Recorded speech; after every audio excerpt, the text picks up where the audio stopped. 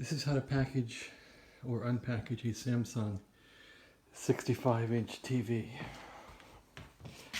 I'm recording this for other people to know how to put their TV back in the box.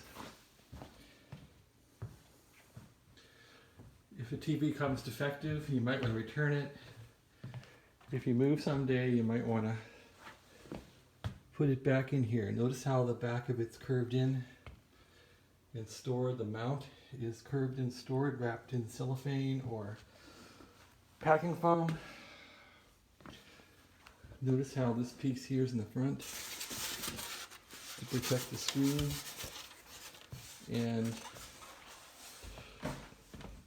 the TV locks in the box with these little locking devices,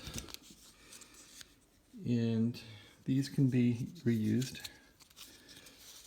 to